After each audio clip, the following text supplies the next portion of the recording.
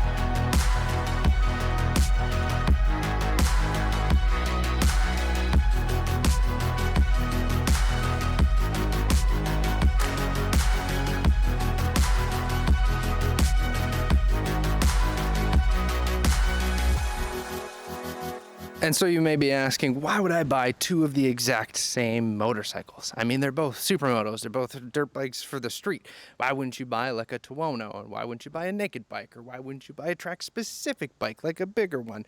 Or why wouldn't you blah, blah, blah, blah, blah? Well, here I'm going to explain why these are actually two very different motorcycles. This one is street legal. This one is not. This is a 17-inch front wheel. This one is a 16.5. This one is traction control and ABS and multiple different engine maps. This one's got a throttle, a front brake, oh yeah, and a clutch. This one has an electric start. And this one, you gotta kick it. This one is 693 cc's out of a single cylinder. This one's got about 450. It also comes with a PBR can.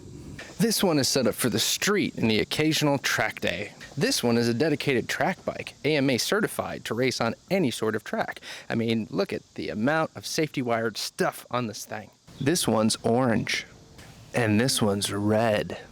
This one is 21 years old and purchased, well, used, but new to me. This one is only 3 years old and, well, very new to me. Now I could keep going on and on about these two bikes. I mean, there's so many differences, yet on the outside they look very, very similar. But why don't we ride this one? I haven't actually really ridden it yet. It's not street legal, so don't tell anybody.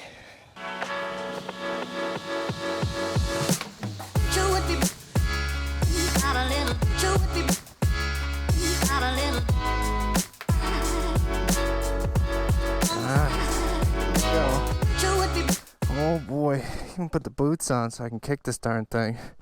It has been so long since I've actually kicked a motorcycle. Alright, so gas is on.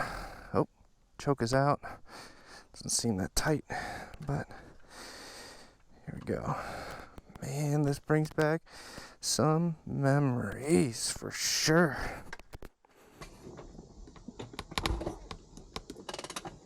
Go. Dang, second kick. Woo. Oh, Supermoto Rose. We're back, baby.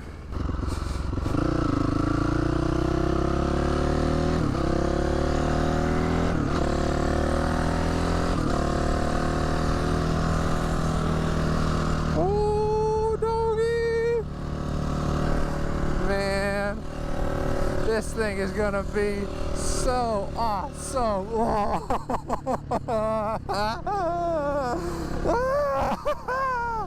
Oh my God, the amount of joy. Oh, the amount of joy.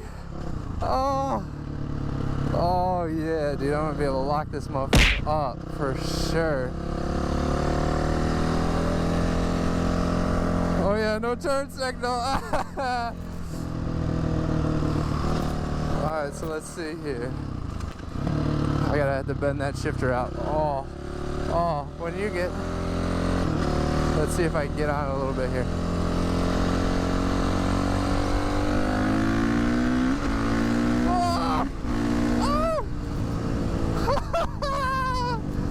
Dude, no way! Oh my goodness!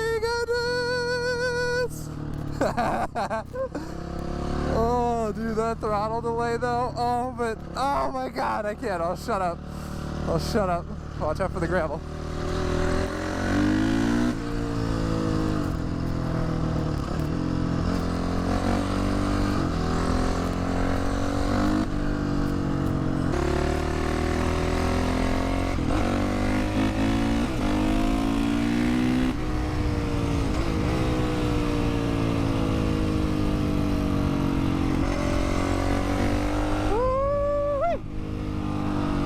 Here we go.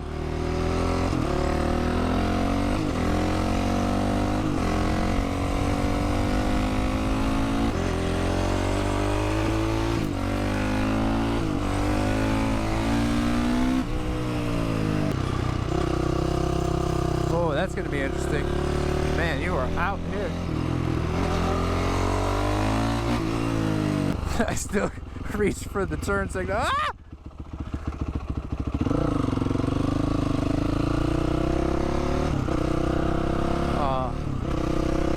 This thing is going to be so good. Might need a little bit of suspension tweaks, but it is just so light and flickable and just, oh my goody goodness, it is so good. I can't believe how fun it is, but this throttle's a little funky if you ask me. Oh, that front brake though. Alright, I remember I used to do this. What you do is you're getting home, you turn the fuel off.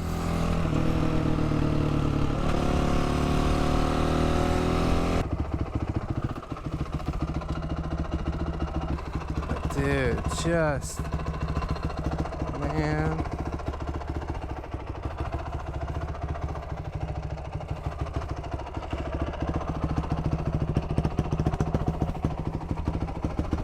This is so good. This is so good.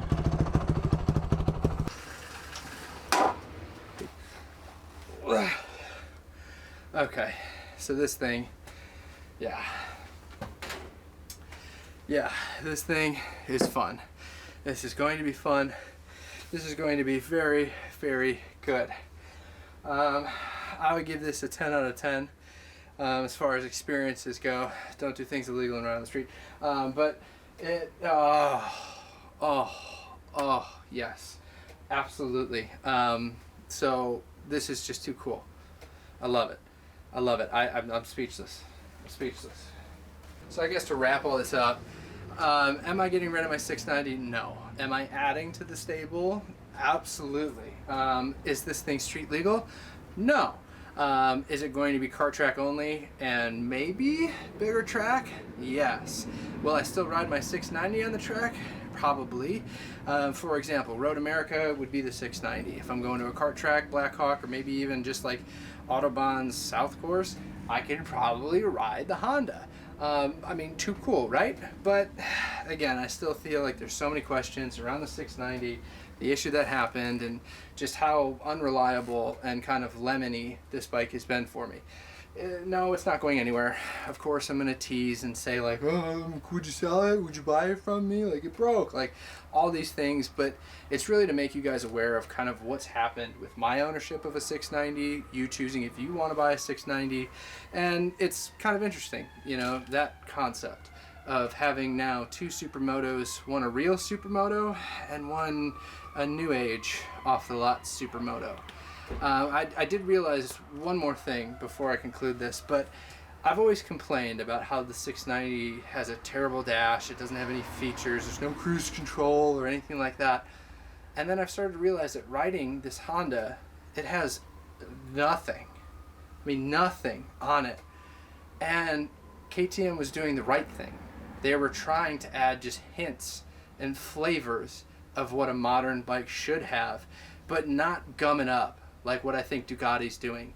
I think, and this is going to be a bold claim here, but I think Ducati is taking away from real supermotos.